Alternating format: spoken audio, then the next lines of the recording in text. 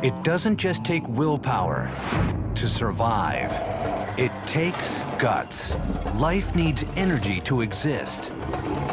And almost all animals get their energy the same way, with a built-in power plant, a digestive system that turns food into fuel. But how does it work? How did animals evolve such a fantastic range of digestive systems? To understand the story of evolution, you have to go with the gut.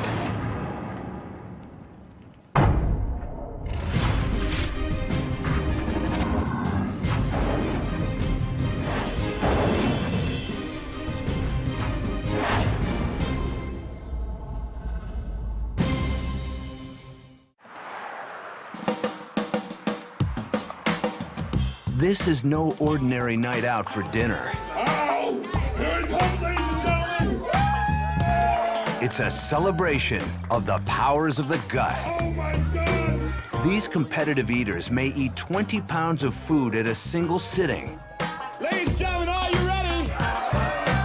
How do they do it? It's time to start. With the help of a biological factory inside their bodies. The product of 500 million years of evolution. Once the food enters the mouth, the transformation begins. As food is chewed, moistened, and broken down with saliva, our tongues mold it into soft pellets that we can swallow. Food slides down the esophagus.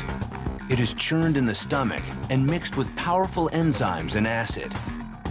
After 4 or 5 hours in the stomach, the food, now almost pure liquid, flows into the small intestines. Nutrients are extracted from the soup and absorbed into the bloodstream.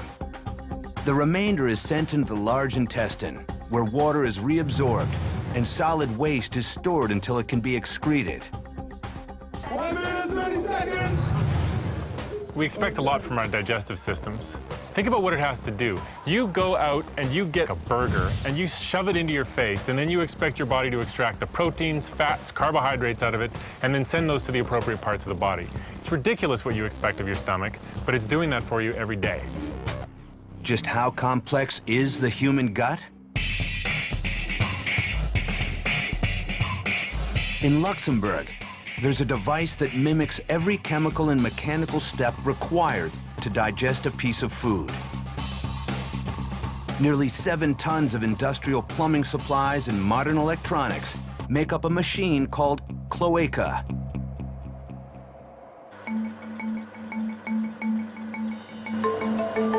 It is a machine that eats, that digests, and it goes through all the same process that we have in our body.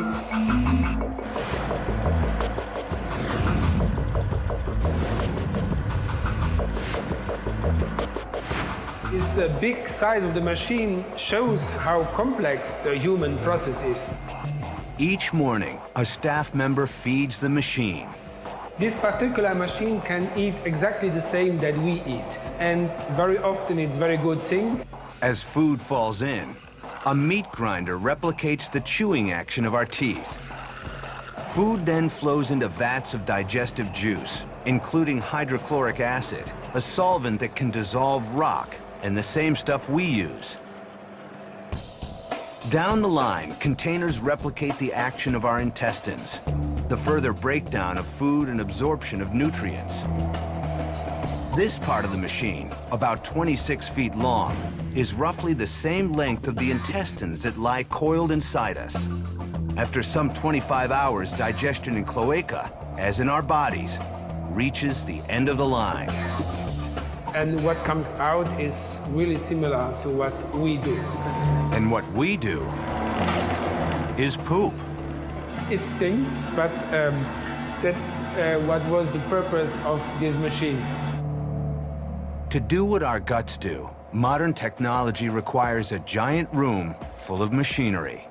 How did our guts get to be so complex? The answer is, they evolved.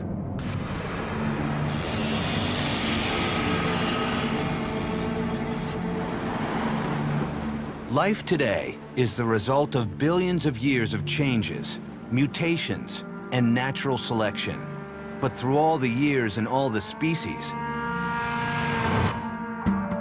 one need has remained constant. To survive, every organism on Earth must have energy. To get it, animals steal it from other kinds of life, eating plants, microbes, or other animals. But once they've had their meal, they must break it down to acquire the energy and raw materials they need to grow and survive. And for most animals, that breakdown happens in a gut.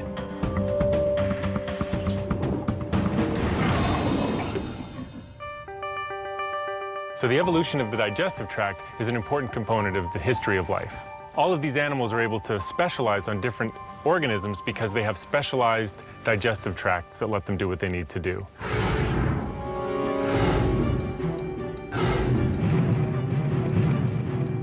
The earliest ancestors of animals had no mouths or stomachs. They were microorganisms that simply engulfed each other for energy. Then, some 575 million years ago, life got interesting. Frozen in time, on what today is the coast of Newfoundland, organisms unlike anything alive today. These were the planet's first multicellular life forms, the Ediacarans, things so mysterious that researchers have been unsure if they were plants or animals. Some of them are tiny, but some of them range up to 2 meters in size. What we're looking at here is when life got big. To identify these ancient organisms, paleontologists Guy Narbonne and Marc Laflemme have come to the Royal Ontario Museum to study a rare trove of Ediacaran fossils. One of our first instincts is to try and compare these to organisms that are familiar to us, organisms that we know. In terms of construction, they're very unique. They're built up of basically small little modules that have no modern counterpart, and there's absolutely nothing in modern animals that look anything like this. Some Ediacarans were fern-like, while others were disc-shaped and lied flat on the sea floor. While their shapes have led some experts to speculate that Ediacarans were early plants, Oh, the detail's exquisite. their ancient habitat tells a different story. More than 500 million years ago, the site where these Ediacarans died was a very different world. And the one thing that tells us that they most definitely were not plants is the environment. Analysis of the sediments here revealed that Ediacarans were living almost 1 mile underwater in a place of permanent darkness. There wouldn't have been enough light down there to read the headline in a newspaper, let alone have active photosynthesis like a plant needs. They may have looked like plants, but their ability to thrive in a sunless world has led Narbonne and Laflemme to conclude that Ediacarans were actually animals, the very first on Earth. If they were animals, how did they eat? These are the first large feeders in Earth history, and they got their food from the water. We don't see any evidence that any of them could move. They had no muscles, no guts, no eyes, no brains. They simply absorbed food from the water column and then transmitted it to the rest of the organism. Fixed to the sea floor, they could not search for food. Ediacarans competed for it by getting bigger. They were trying to maximize their surface area. How much of their body was actually in contact with water so that they could maximize the amount of nutrients that were absorbed in that way. For 30 million years, Ediacarans dominated the seas. But then, in a sudden evolutionary shift, life on Earth changed forever. The Ediacarans disappeared, devoured, it's thought, by new kinds of animals equipped with new kinds of organs and a whole new way of eating. for the first time in the history of life, Earth got guts.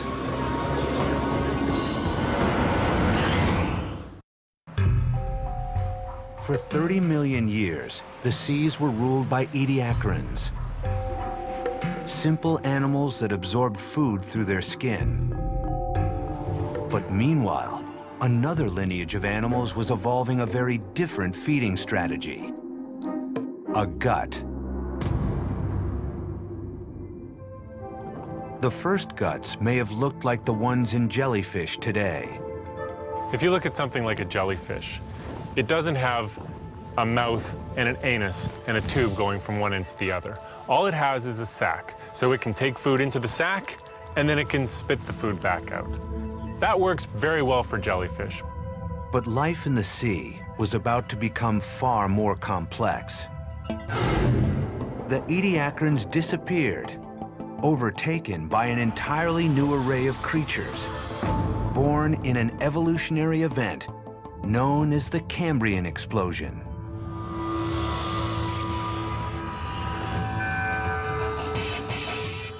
This chapter represents a quantum leap. This is probably the most important evolutionary event in the history of our planet. With the advent of predators, we basically start off with an arms race. As we start developing organisms that are building sophisticated teeth and means of biting and chewing and eating things, we also start developing organisms that have a means of protecting themselves against that. This eruption of forms and shapes also brings a radical new digestive design. These Cambrian creatures were quite different from those of the Ediacaran in a number of ways. One of the most important ones is mobility. Mobility allowed organisms to feed differently. Active hunting required a more efficient gut, a way to take food in one end of the body and expel waste out the other. What evolved was a tube with holes at both ends, the basic blueprint of our own gut. But a tube alone was not enough to digest the well-armored prey of this new food chain. Predators needed extra help. That help came from something so tiny, it's invisible to the naked eye. Today, a striking example of this ancient digestive secret lies a mile below the surface. Deep in the Pacific Ocean, scientists from the Monterey Bay Aquarium Research Institute, piloting an unmanned submersible, found a whale carcass. More interesting than the bones were the feathery plumes coating them. When I first found them, I was really intrigued. This was clearly an animal that had never been seen before. These plumes were actually a bizarre new type of marine worm, an animal with no mouth and no teeth that somehow has evolved to eat whalebone.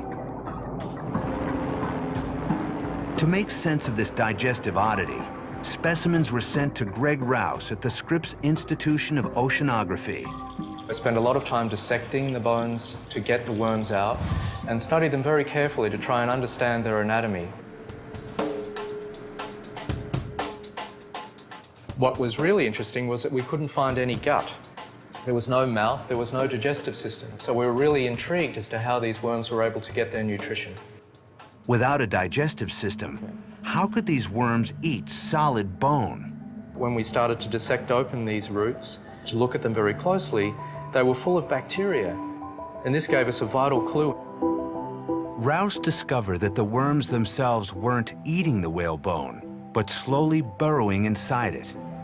The worms were providing access to the whalebone for the bacteria. They were drilling into the bone and taking the bacteria down in their roots. Though Rouse is still investigating exactly how they do it, it's clear the bacteria are digesting the proteins and fats in the whalebone. These bacteria were working with the worms in a symbiotic relationship, breaking down the whalebone, and in turn, the worms were then eating the bacteria. So they didn't need a gut, they were actually deriving all of their nutrition through these bacteria that were devouring the whalebone for them.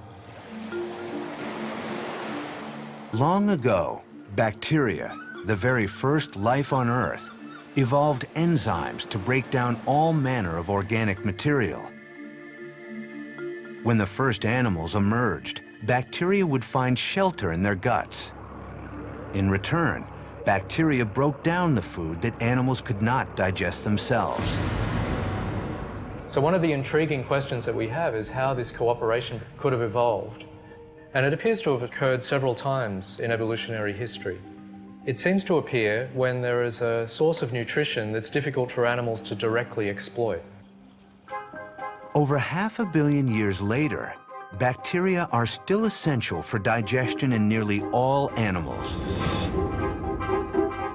We carry some 10 trillion microbes in our own guts, which help us extract nutrients from our food. Bacteria were essential for digestion in one of the animal kingdom's most successful lineages. Creatures with backbones, our own ancestors, the first fish, evolved into fast-swimming predators. With powerful eyes and other senses for hunting, fish also evolved a more sophisticated gut. No longer a blind pouch or a simple tube, but the first proper stomach. When the stomach shows up, you get to pass food past different parts of your digestive tract in a certain order so you can be much more efficient about breaking the food down and getting the good stuff out of it. This powerful digestive engine opened the way to bigger, more complex animals. New kinds of food created new evolutionary opportunities. 375 million years ago, one lineage of fish discovered a whole new world of opportunity. On land, some land vertebrates would evolve guts for eating leaves, while others would eat insects. They, in turn, would be eaten by other animals. Eventually, the biggest guts on dry land would evolve to fuel one of evolution's great triumphs: the dinosaurs.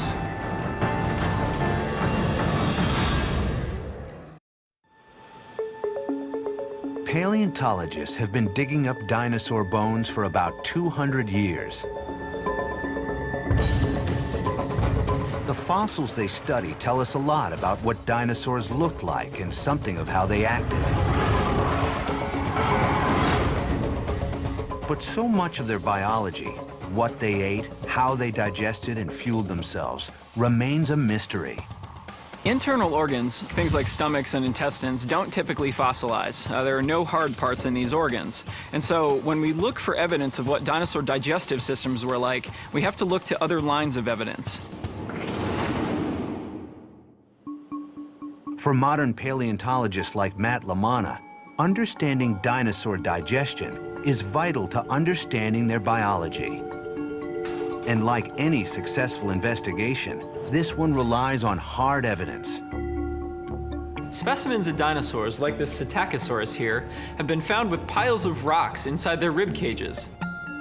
Now, why a dinosaur would have a pile of rocks inside its stomach might not be clear at first, until we look at the living descendants of dinosaurs, birds.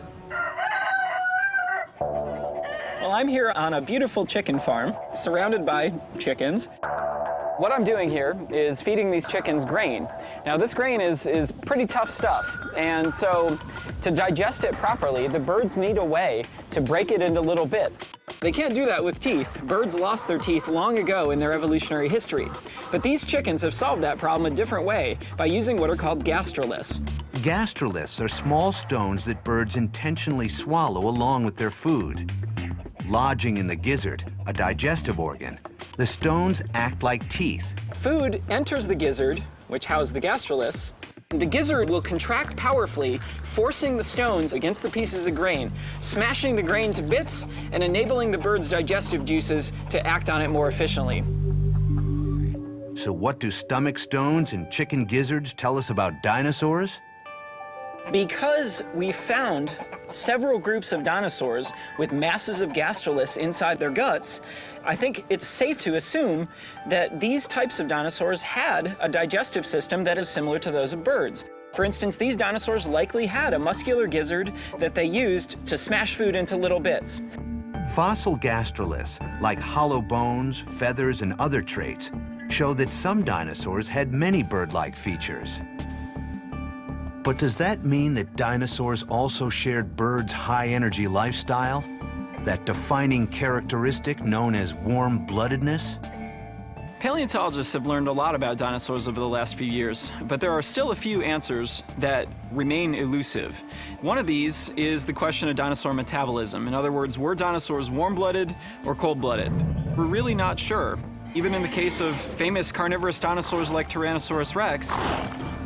To answer this fundamental question, paleontologists have been comparing dinosaurs like T-Rex to its living relatives.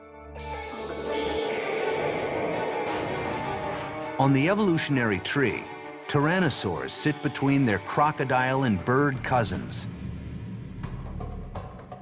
To many experts, they are less like birds and more like cold-blooded crocs and alligators, able to fast for long periods between meals and then binge voraciously, swallowing giant pieces of meat and bone, holding it all in their gut for days as enzymes break it down. But some remarkable new evidence into T-Rex's digestion is shedding light on what the king of dinosaurs was really like.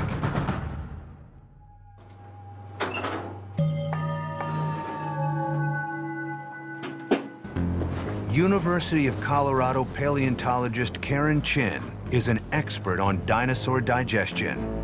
She doesn't work with fossil bones. She studies something else the dinosaurs left behind.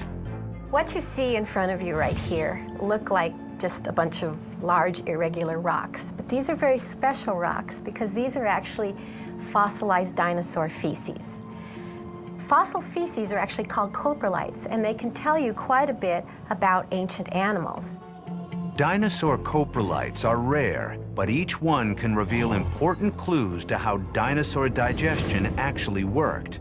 The recent discovery of 2 large tyrannosaur droppings has allowed Chin to make some surprising discoveries.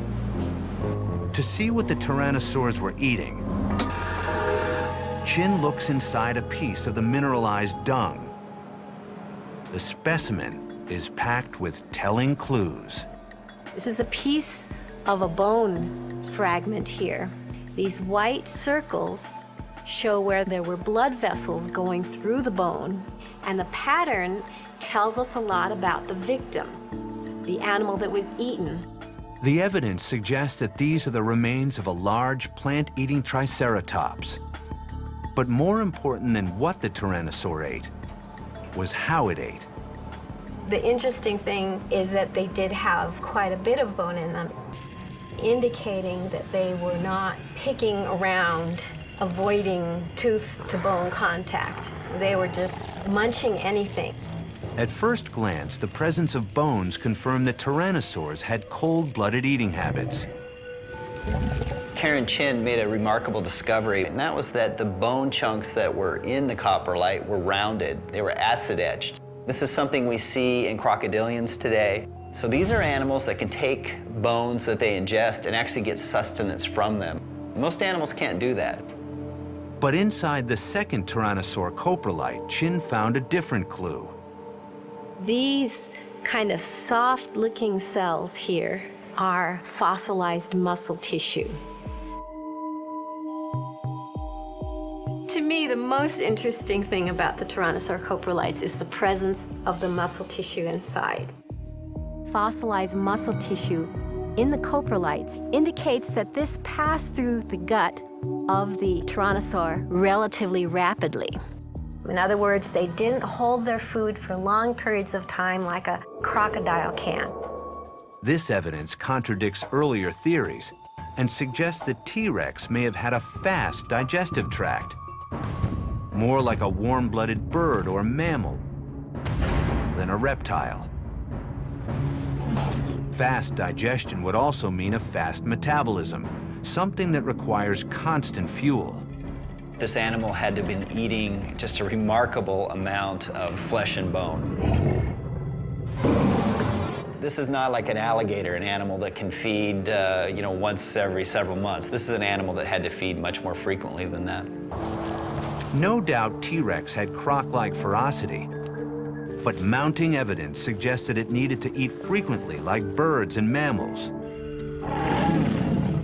Now, I personally favor that dinosaurs had a metabolism greater than that of living reptiles. In other words, they were at least somewhat warm-blooded. We may actually find that they weren't crocodile-like, they weren't mammal-like, they had their own very unique physiology.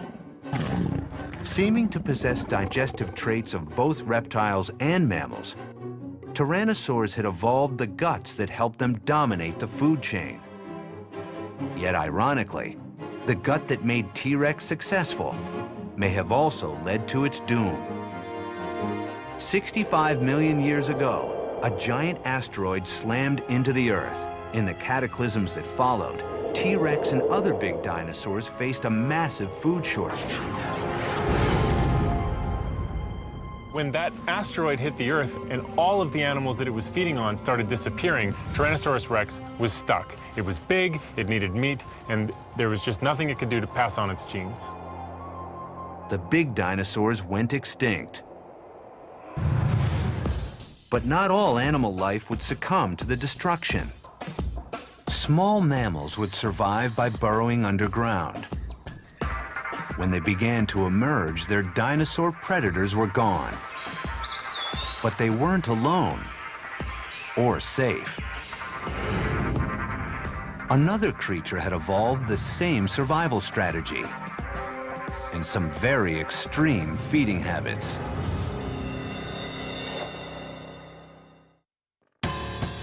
In the early days of mammals, one type of lizard evolved to take advantage of the bountiful food source.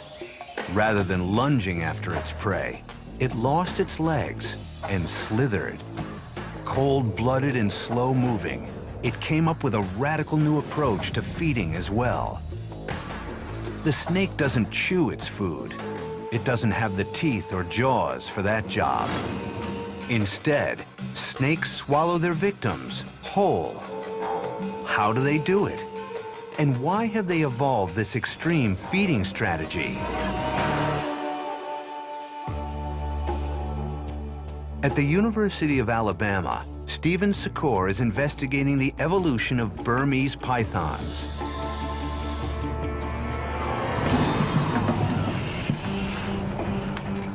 What's amazing about these snakes is their ability to feed upon a prey item whose diameter is several times greater than that of the diameter of the snake's head.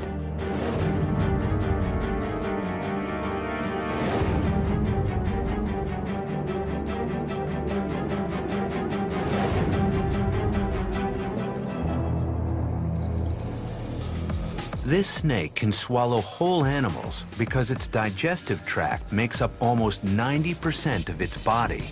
It is essentially one long gut. But once the swallowing is done, the hard work begins. How does the snake transform the rat into energy? A visit to the vet's office is one way to find out. All right, let's get this shot here from the side. One of the best ways that we can quantify the breakdown of the prey item within the stomach is by simply x-raying individual snakes. I'll take this shot. Good deal. Outwardly, the snake appears calm, but inside, a powerful engine is revving. Oh, that's nice. That's nice. It's already looked like it's been dissolving away. Here's the skull, and as you can see, some of that bone is missing. So this snake is already starting to break down a bit of this rat's head, as well as some of its skull. Internally, what you don't see is the very dramatic increase in acid production. At this point, I bet the stomach is putting out a lot of hydrochloric acid, as well as pepsin, and that's what's really breaking this all down. This is all literally hidden inside the snake. The rat will just continue to move down into the pit of the stomach, and the acid and the enzymes will just constantly break it down till there's nothing left. After 7 days, the rat is digested and stored as energy, which will carry the snake through a long fast. In the wild, the large snakes we call constrictors are the planet's ultimate binge eaters. These animals may spend weeks, even months, just sort of staked out in one place, lying perfectly still, a classic couch potato. It's been reported that some of these snakes are able to fast for years between meals. When constrictors do eat, they really know how to make up for lost time. Pythons commonly ingest prey that weighs a quarter or more of their own body weight. That's like a 200-pound man eating a 50-pound steak. But even with the immense meals these snakes are able to consume, how can they survive for so long without eating? Secor has discovered that snake guts come with a special feature, an on-off switch. We see this very dramatic turning on and turning off of the gut.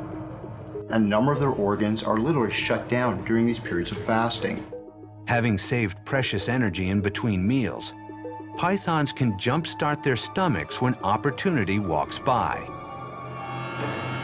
To understand how the snake actually pulls this off, Secor magnifies a section of the python's small intestine 15,000 times. The microscope reveals the snake's microvilli, the finger-like extensions that nearly all animals use to absorb nutrients. So in mammals, including humans, the microvilli don't change with feeding and fasting. They maintain their same length, same position. But Secor has discovered that snakes have evolved microvilli unlike those in any other animals. When fasting, their microvilli are short and ordinary.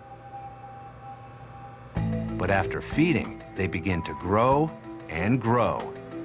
What really was amazing was within 6 hours, the microvilli have already doubled in length.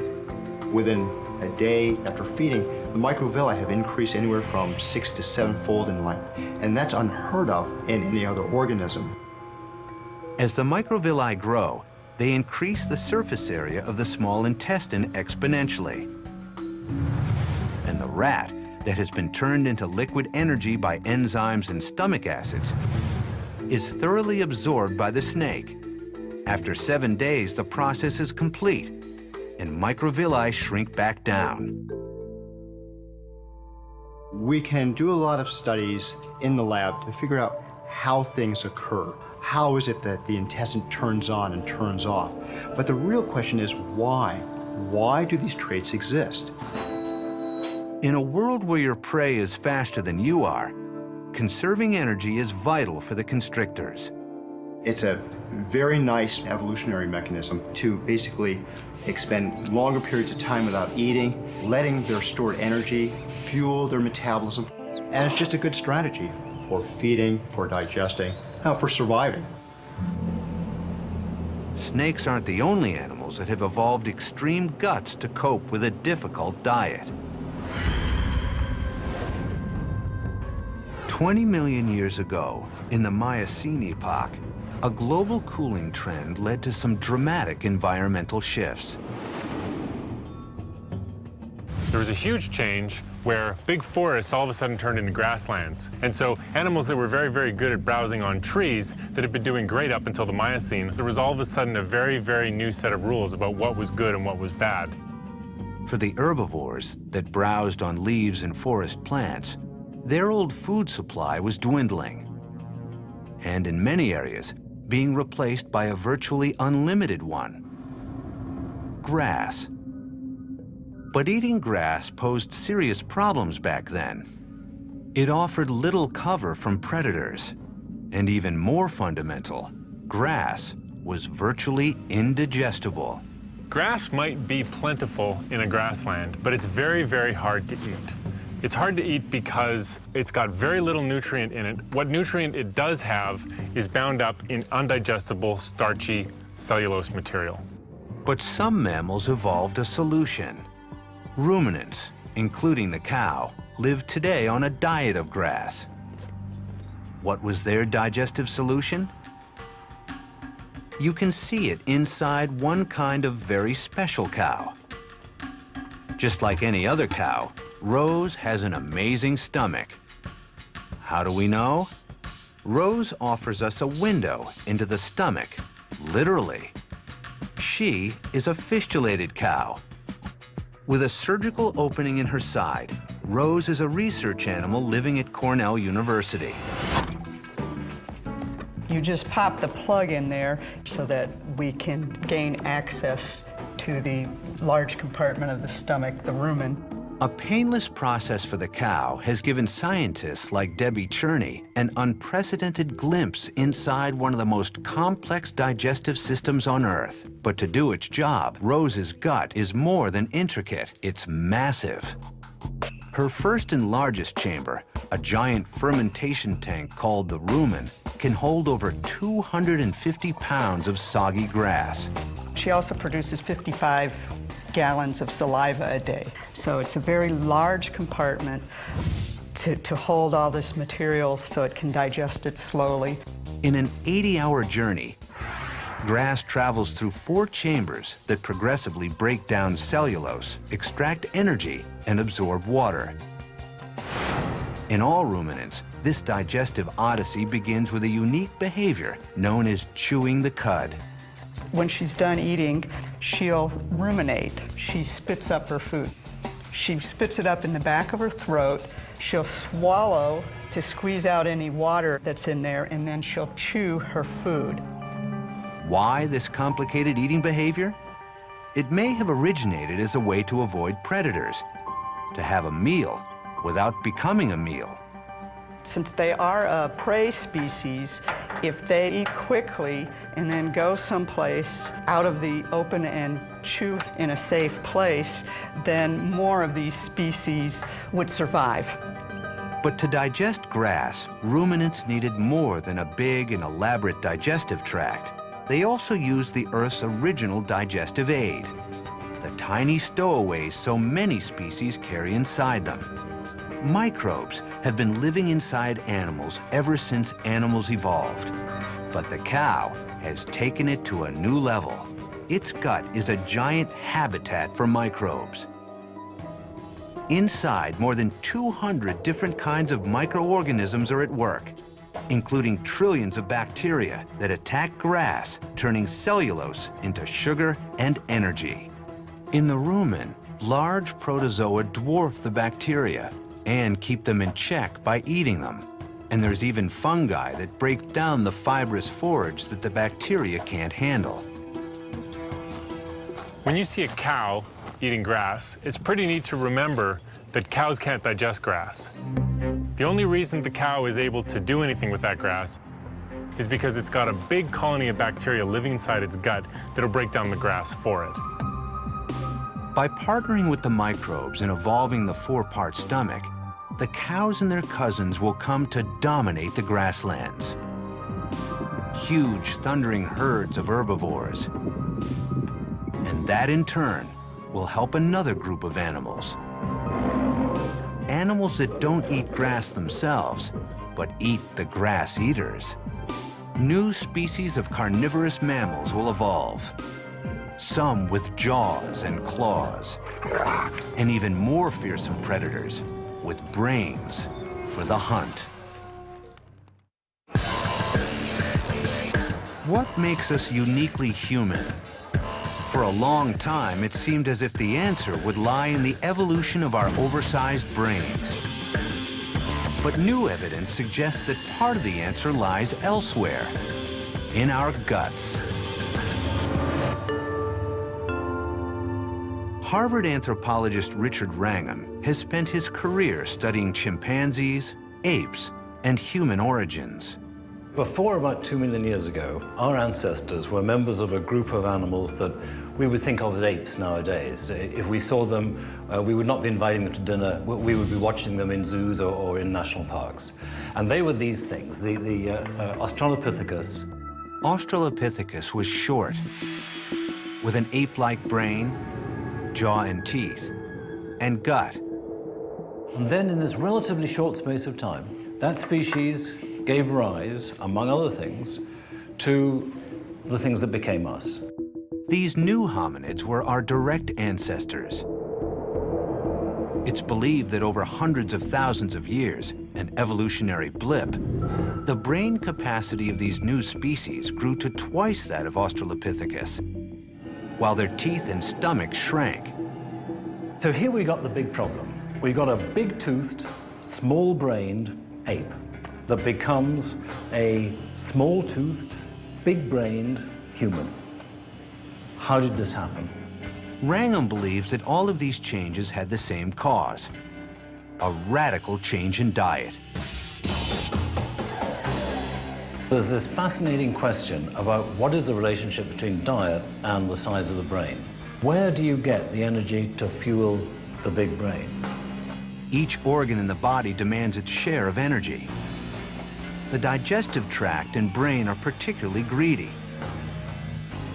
If a species could evolve smaller guts, maybe it could evolve bigger brains. How did our ancestors shift from big guts to little ones? Conventional wisdom says these guys learned two things. They learned to get more meat, and they learned to use tools to get at the meat. We know they were using tools like this to cut the meat. And probably this same kind of tool could be used to pound the meat, give you something more like steak tartare, and that would make it much easier to eat.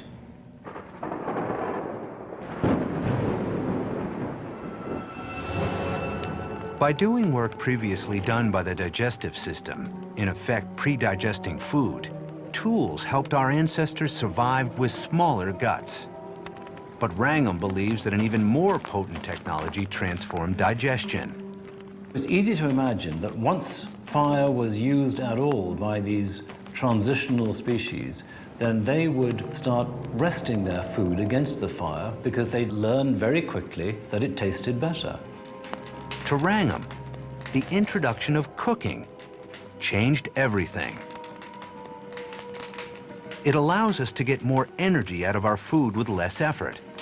I think you can regard it as one of the greatest improvements in the quality of the diet in the history of life, and certainly among all the primates. How could this new technology, cooking, give us bigger brains? To test his theory, Wrangham is collaborating with an expert in animal digestion, Stephen Secor. They've devised a simple experiment to see if there is any difference in the amount of energy it takes to digest cooked versus raw food. The guinea pigs for this experiment are two hungry Burmese pythons, test subjects that have no problem digesting raw or cooked meat. After the snakes are fed two equal-sized pieces of steak, one raw, one cooked, they are placed in containers. As air flows in and out of the Tupperware, the amount of CO2 exhaled by the snakes will show how hard each snake is working to digest its meal. What we found is that compared to the raw steak meals, that cooked steak reduced the cost of digestion by about 12.5%. So that supports the hypothesis that a cooked meal is going to reduce the cost of digestion. Wrangham argues that for early humans, the benefits of eating cooked meat was transformative. We think that once you start cooking, you are able to get 10, 20, 30, 40, maybe 50% more calories out of your food. Over time, evolution favored individuals with smaller guts. They're not carrying all this useless material that is diverting energy away to the gut, and it could be used for the brain. So this is the raw material of evolutionary success. This is how you make more babies. This is how you invest in your body and resist disease better. It's how you survive longer.